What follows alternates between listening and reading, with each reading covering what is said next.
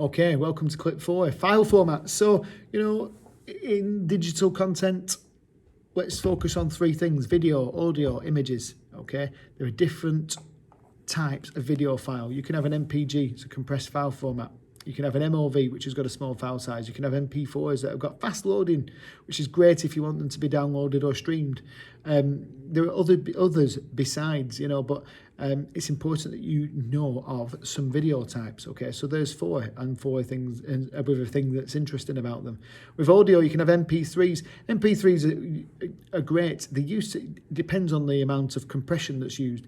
An MP3 is an audio file that's been compressed, so the file size is small. Great for downloading, not great for quality. And back in the day, when it was sort of commonplace for people to download music through websites, and then burn it to CD to listen to, it could be compressed to such an extent that the quality of the music was noticeably not good. You could still appreciate the song to an extent, but you could tell that it wasn't the original. But that's where the compression's gone too far. The beauty of compressing a file is it downloads more quickly. So for a user experience point of view, that's important. But if you're a real music fan, you want a high quality file format, which is where WAV comes in, which is uncompressed. It's a Windows file type, but it's high quality. It's CD style quality as WAV, and it's great. But the file sizes, that can be 3, 4, 5 times larger than MP3. So if you're creating a lot of content, there might be capacity issues on your device, and you might need to compress for that reason. And if you're using a Mac, there's AIFF, which is another equivalent uncompressed high quality audio file. Again, know a couple, okay, because you're not going to be asked to go into great detail. This is not a computing exam, but you need, as a digital content creator, you need to be aware of a video file that's compressed and not compressed, an audio file that's compressed and not compressed, and the same for images. We've got JPEGs using lossless compression. Lossless means it's compressed, but you don't lose any of the files, so when it's loaded up, the quality remains. It's good for photography. Same with PNG. But if you want something really high quality, where you're creating like a billboard, for example, you want to use a TIFF, but the file sizes are huge because the image is huge, and the detail of the image needs to be good for an image that's really big. So a TIFF's great for posters. A GIF, small file size, is great for images on websites. Why? Because you want your web content to load quickly. So again, be aware of these file types, make sure you understand them, and make sure that you've got a couple up your sleeve for each of those different types: the video, the audio, and the sound, and the image. Excuse me. And then just really to talk about naming conventions. This is really important because we're all terrible at saving files with useful names. If you've got anything in your area in school called Document 1 or you've used your name or anything like that, it's hopeless as a way of saving things. The correct way to do it is to use names and numbers. So, for example, homepage version 0.1. That's not the finished homepage. It's the first time you've saved it, and it's, you might have just done a background colour and put a title on, but it's at 0.1. Then you improve it a bit further and it's 0.2, 0.3, 0.4. And by the time you get to version 1, that's your first go at the homepage, but with all the content on. Then you might go back to the client. They might say, we like this, we want you to change that. So then you do version 1.1 and version 1.2, and you keep incrementing. And then when you're happy with it, and you're like, that's now the finished article, it's version 2, and then if you develop it over time, it's easy to find the most recent one because the name makes sense. And if you then go for a small tweak, it's 2.1. If it's a fundamental redesign and it's completely different, it might be version 3. If it's a tiny change, it might be from 2.1 to 2.11. But you get the sense and the idea that the numbers are important because they tell a story. A decimal number change, a small change, an integer number change, the 1 to the 2, for example, a big change. Okay, you see this with software. If you ever go onto the App Store and look at the downloads, often you can see the version number of the app, and some of the version numbers, the decimal places go to 3 and 4 decimal points, which gives you an indication of the tweaks that are constantly being made behind the scenes to make them better. Let's talk a little bit about legislation as well. Intellectual property. So there's a series of laws here, like, to do with copyright and trademark, that mean that you own the work that you produce. Intellectual property is something that's been created by the human mind. Okay, so, for example, a song that is written, or a TV show that is filmed, or the concept for the TV show and the dialogue and the story. As things, when you create, if you were to write an original story today, it would automatically be copyrighted for you.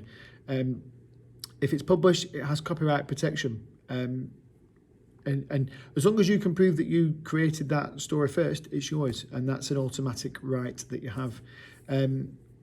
Trademarks are used for things like, for example, logos. So that the Nike tick, for example, could be trademarked, as could the slogan, "Just do it." And within copyright, there are different types of licenses. So it's important, that you understand that some people are just happy for the products to be used by others, but still want some sort of protection. And this is where something called Creative Commons comes in. This is like a license agreement that the creator chooses that lets you use that person's resources.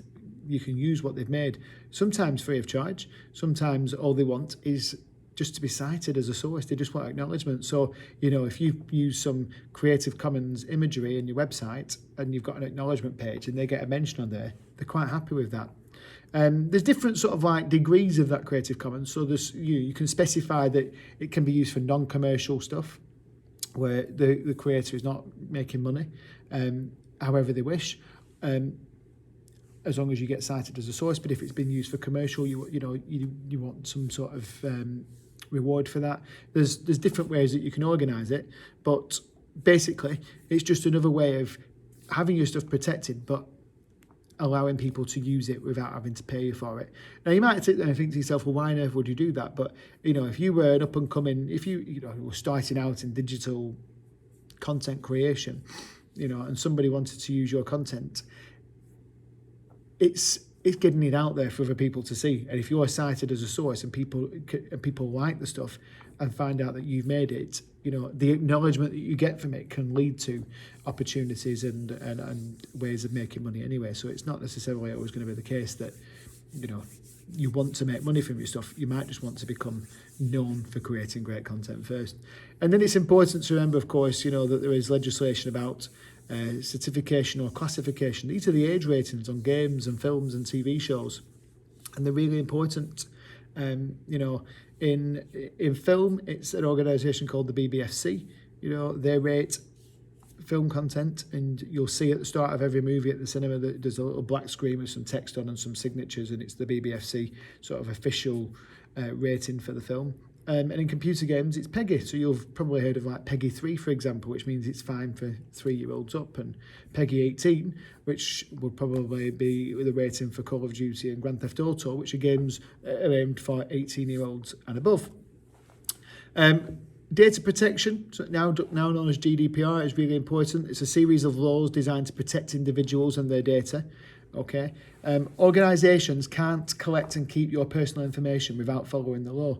They're not allowed to keep it without having a reason to have it. They need your permission to have it. They need your permission to use it in whatever way they want to use it. You've got to agree to that first. You have rights to see that information. You can make something called a subject access request to get access to the information that people have on you. And if it's incorrect, you have a right to have it corrected. And we will keep your information in the school for a certain period of time, but the law will stipulate that after so long we have to sensitively dispose of any records that we have of you. I don't know what that number is, but at a certain point it will become illegal for us to be storing information on you once you've left. And if you don't comply with those laws as a business, you can be fined, possibly prosecuted in other ways, but certainly companies can be fined huge sums of money if they don't comply with data protection. And you often hear stories in the news of companies who've had their servers hacked, and people's personal details, credit card numbers, addresses and things like that have been stolen, and the fines can be millions, depending on the size of the company. Obviously, privacy is really important, and it's people's right. Their privacy is not invaded.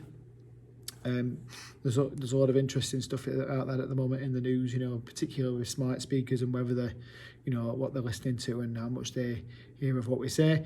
And, we've talked in class about defamation. you can't say nasty things about someone or an organisation that are untrue.